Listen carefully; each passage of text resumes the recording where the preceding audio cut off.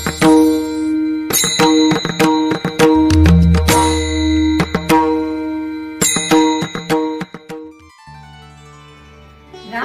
हरी.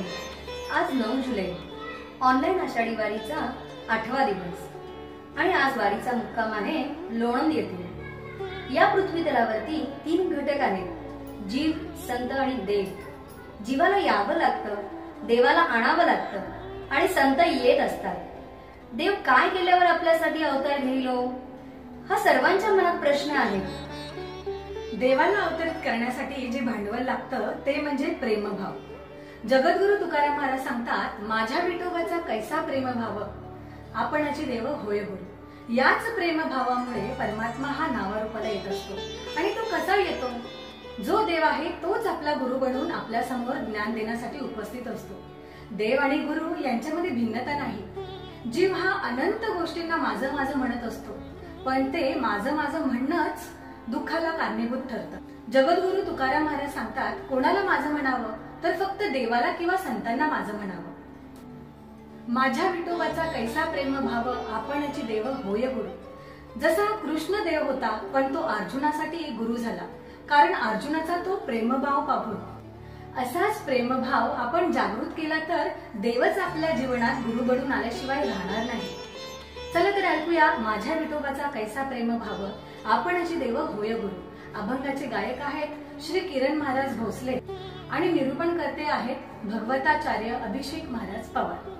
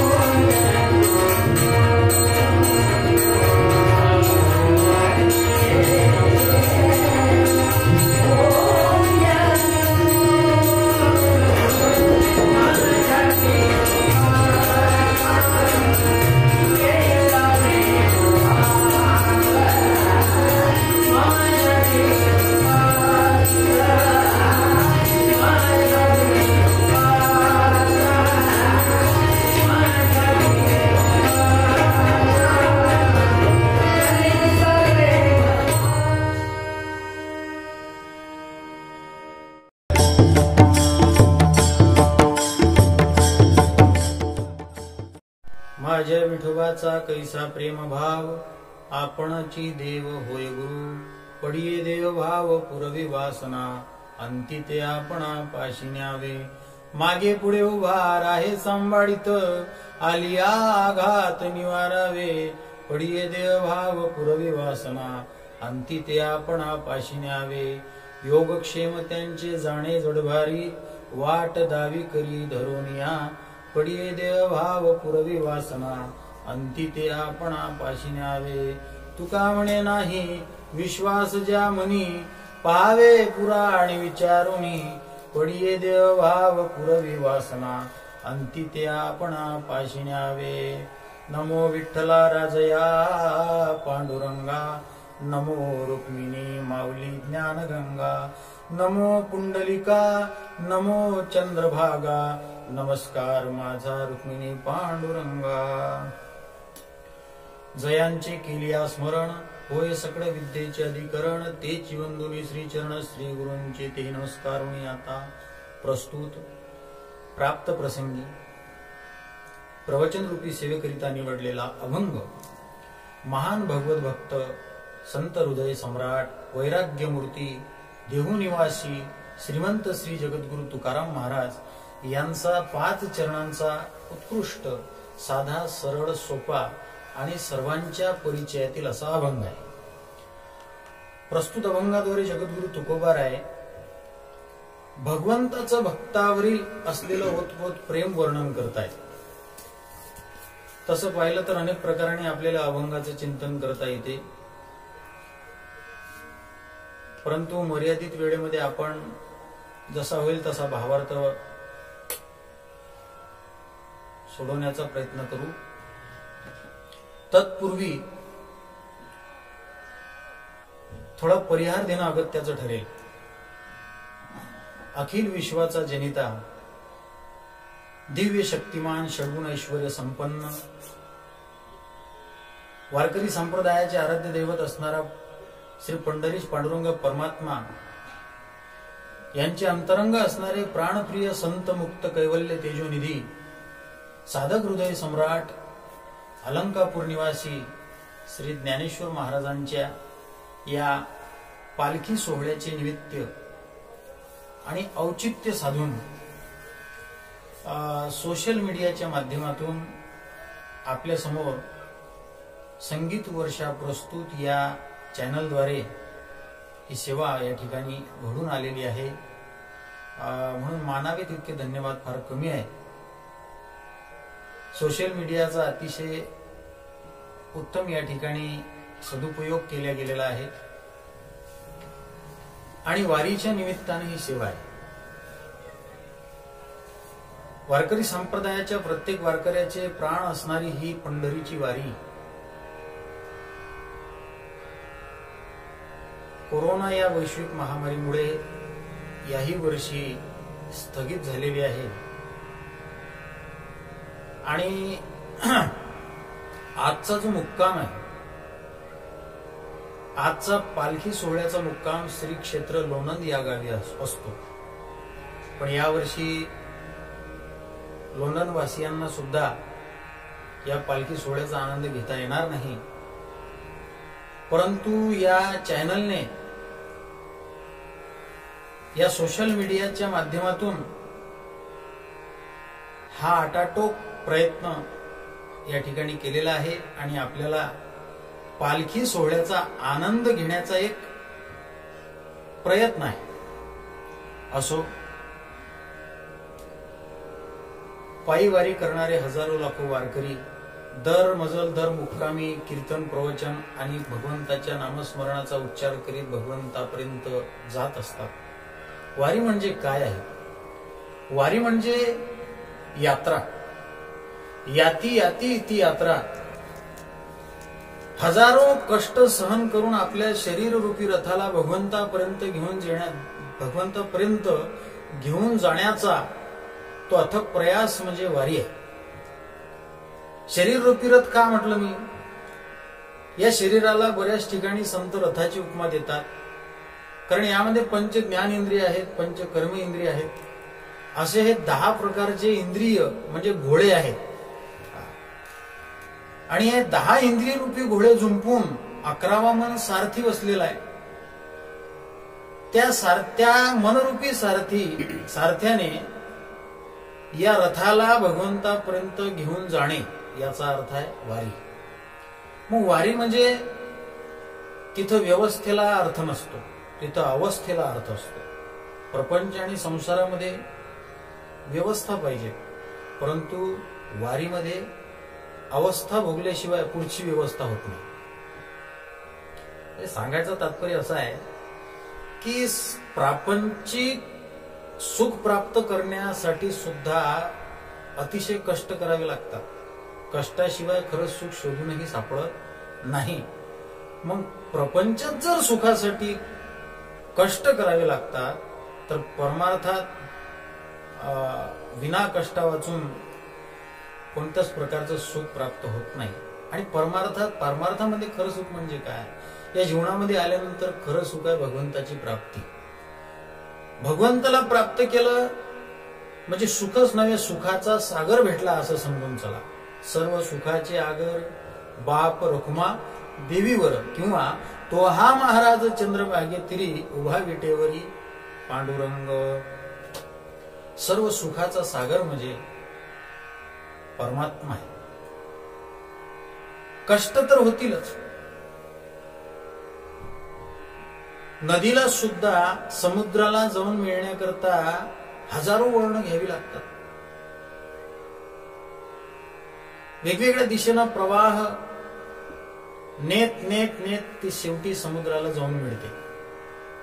तसंच दरमजल दर मुक्काम, ऊन असो पावसाळा असो, जमिनीवर झोपायचं, भूमीवरी पडावे आकाश पांघरावे, ह्याप्रमाणे तरी सुद्धा आनंदात भगवंताच्या नामाचा उच्चार करत करत करत वारकरी भगवंतापर्यंत पोहोचतात. आणि त्या पांडुरंग परमात्म्याचं जगद्गुरु तुकोबरा या अभंगाद्वारे वर्णन करतात. माझ्या विठोबाचा कैसा प्रेमभाव, कैसा प्रेमभाव. माझा या शब्दाने अभंगाची सुरुवात केली तुकोबरायांनी. माझा म्हणजे हा आत्मीयतावाचक शब्द आहे. भगवंताला अतिशय जवळ केलं. आमचा नाही म्हटलं किंवा आपलाही नाही म्हटलं, माझा. माझ्या विठोबाचा कैसा प्रेमभाव. आपणची देव आपणची गुरु, म्हणजे आपणहून तो देवही होतो, आपणहून तो सद्गुरु किंवा संतही होतो. आपणची देव आपणची गुरु याचा अर्थ आहे वेळ प्रसंगी देव गुरुही होतो, म्हणजे सद्गुरु संताची भूमिका बजावतो. म्हणजे एकंदरीत जर विचार केला तरी या अभंगाचं चिंतन असंही करता येईल की या भगवंत आणि संत, परमात्मा आणि संत यामध्ये स्वरूपाचं असलेलं ऐक्य सुद्धा जगद्गुरु तुकोबरा या ठिकाणी वर्णन करतात. आणि आणखी जर विचार केला तर बघा, तुकोबरा एका अर्थाने सर्वांना उपदेशही करतात की बाबांनो, तुम्हाला जर जीवनामध्ये आल्यानंतर काही करायचं असेलच तर भगवंताला शरणागती पत्करा. त्या पांडुरंगाला शरण जा. आलिया संसारा उठा वेग करा, शरण जा उदारा पांडुरंगा. कारण तो पांडुरंग कसा, बरं का शरण जायचं असा जर प्रश्न विचारला तुकोबरांना तर तुकोबरा या अभंगामध्ये सगळं भगवंताचं वर्णन करतात. माझ्या विठोबाचा कैसा प्रेमभाव, त्याचं प्रेम वर्णन करतात. भक्तावरील प्रेम काय आहे, तो भक्तावरील प्रेमामुळे आपणची देव आपणची गुरु, आपणची स्वतःहून देवही होतो, सद्गुरूही होतो. वेळ प्रसंगी तो भगवंतासाठी काहीही करतो. मागे पुढे उभा राहे सांभाळीत. मागेही आहे आणि पुढेही आहे. मागेही आहे आणि पुढेही आहे. आपण जर गीतेचा विचार केला तर ज्या वेळेस हजारो सैन्यापुढे अर्जुनाचा रथ उभा करतो भगवंत परमात्मा, अर्जुनाच्या मुखातून शब्द निघतात, शिष्यस्तेहम त्वादि मानत्वाम प्रपन्नम. हे भगवंता, या सर्व आप्तजनांना पाहून आता मी संकटात पडलो.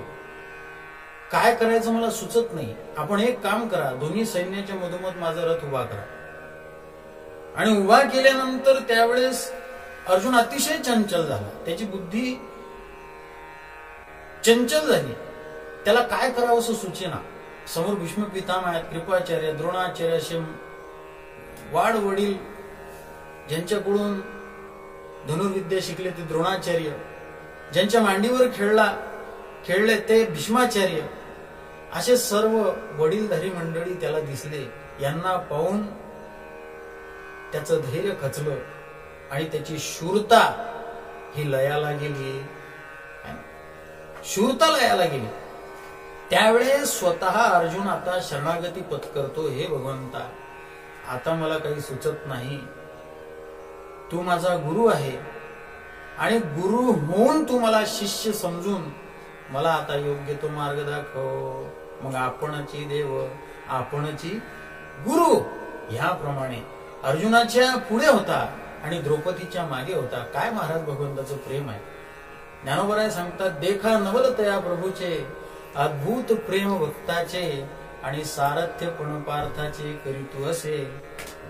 पायकू पाठीशी घातला आणि आपण पुढे राहिला.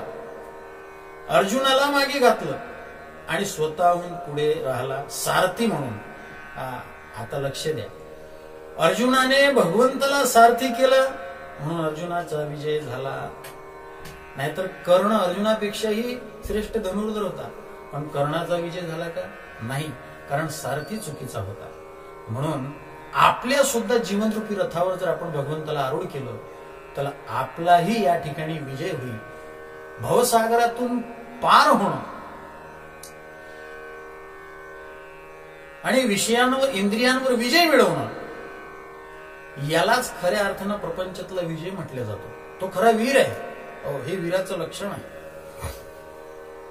आता इंद्रियांना आवरणं फार कठीण आहे, कारण विषय भोगणं हा इंद्रियांचा स्वभाव आहे. एका ठिकाणी इंद्रियांना कुत्र्याची सुद्धा उपमा दिलेली आहे. तसं पाहिलं बघा, कुत्रे मालकाच्या ताब्यात पाहिजे, मालक कुत्र्याच्या ताब्यात नको. मालक जर कुत्र्याच्या ताब्यात राहिला तर ते कुत्रे उकिरड्यावर घेऊन जातात. तसं इंद्रिय रूपी कुत्री जर आपल्या ताब्यात नसतील तर आपली अधोगती होणार. या विषया वाचून काही आणि सर्वथा रम्य नाही, ऐसा स्वभावची पाही इंद्रियांचा. हा तर स्वभाव आहे. मग या इंद्रियांना विषय भोगण्याचा जर स्वभाव आहे तर आपल्याला स्वभावात बदल करायचा नाही. मग तुम्ही म्हणाल काय करायचं? आपल्याला विषयात बदल करावा लागेल. विषयाचे दोन प्रकार आहेत, एक पारमार्थिक विषय आणि दुसरे प्रापंचिक विषय. विषय आवडतात ना, मग प्रापंचिक विषयाची आवड न लावता पारमार्थिक विषयाची जर मनाला आवड लावली, या इंद्रियांना आवड लावली, तर हे इंद्रिय नक्की परमार्थामध्ये मुरतात. अन्यथा हे प्रपंचात मुरलेलेच आहेत. याप्रमाणे त्या भगवंताचं असलेलं ओतप्रोत प्रेम तुकोबराय सांगतात. मागे पुढे उभा, मागे कोणाच्या राहिला? ज्या वेळेस भर सभेमध्ये पांडव आणि कौरव हे ज्यावेळेस द्यूत खेळतात, द्यूत खेळणं हा दुर्व्यसनातला एक भाग आहे. द्यूतम च मांसम मदिराच वैश्या मृगयार्थ चौर्यम परदार सेवा एतानि सप्त व्यसनानि लोके घोराति घोरम नरकम नयंती. द्यूतम च मांसम, पहिला नंबरले द्यूत, हे सर्वात घातक व्यसन महाराज. आणि खरं म्हणजे जीवनामध्ये ज्या गोष्टीचं माणसाला ज्ञान नसते ना, त्याचा माणसानं कधी मोह धरू नये. पांडवांना द्यूत खेळण्याचं ज्ञान नव्हतं, पण मोह आवरले गेला नाही. द्यूत खेळले, फाश्यावर फासे पडत गेले आणि शेवटी काय महाराज, अपयश पदरात घ्यावं लागलं. म्हणून त्या द्यूतामध्ये सर्वचे सर्व हरले पांडव. भावांना दावावर भाऊही हरले. शेवटी द्रौपदीला दावावर मांडावं लागलं महाराज. इथपर्यंत मजल गेली. ती द्रौपदीला हरल्यानंतर ज्यावेळेस द्रौपदीला सभेत आणले जाते, कौरवी पांचाळी सभेमध्ये आणली, वस्त्रे हरण वस्त्रे कैशी झाली माऊली, पांडुरंगे येवो पांडुरंगे. फरफटत द्रौपदीला भर सभेमध्ये आणल्यानंतर द्रौपदी प्रत्येकाकडे पाहते आस लावून, पण कोणीच तिला वाचवणारा पुढे येत नाही. ना भीष्म, ना भीष्म पितामह, ना कृपाचार्य, ना द्रोणाचार्य. मग शेवटी तिला आठवण येते, स्मरण येते आपल्या भावाची, ते म्हणजे भगवान परमात्मा. आणि त्यावेळेस ती हाक देते, महाराज कोठे गुंतलासी द्वारकेच्या राया, वेळ का सकया लावियला. भगवान परमात्मा महाराज आले आणि द्रौपदीची लाज राखली. याप्रमाणे भगवान परमात्म्यानं पाठीमागे राहून द्रौपदीचं रक्षण केलं आणि पुढे राहून अर्जुनाचं रक्षण केलं. म्हणून मागे पुढे उभा राहे सांभाळीत, आली आघात निवारावे. भक्तावर येणारा प्रत्येक आघात भगवान परमात्मा आपल्यावर घेतो. आणि बरेच असे अभंगा प्रमाण देता येईल, पण आपल्याकडे वेळ कमी आहे. भक्तासाठी काय काय करतो मला, साधावया भक्तिकाच नाही लाज धरीत. चोखोबांच्या पत्नीचं बाळतपण करण्याकरता भगवान परमात्मा चोखोबारांची बहीण झाला. उचनीचं काही नेणे भगवंता पूर्ण अभंग आहे, त्यामध्ये सर्व यादी आहे. योगक्षेम त्यांचे जाणे जड भारी, वाट दावी करी धरुनिया. योगक्षेम यासाठी कारणीभूत असणारा परमात्मा वाट दावी करी धरुनिया. ज्याप्रमाणे आंधळ्याला रस्ता दिसत नाही, त्याचं भात धरून त्याला वाट दावली जाते, त्याप्रमाणे भगवान परमात्मा सुद्धा आपला भक्त जर चुकीच्या मार्गावर जात असेल तर त्याला योग्य मार्गावर आणतो. आणि हे जर खरं वाटत नसेल ना, तुकोबराय म्हणतात, इतकं वर्णन करून जरी आपल्याला खरं वाटत नसेल तर तुकोबराय सांगतात पुराण वाचा. तुका म्हणे नाही विश्वास ज्या म्हणे, पहावे पुराणी विचारुनी. पुंडलिक वरदे विठ्ठल श्री ज्ञानदेव तुकाराम माऊली ज्ञानेश्वर महाराज की जय.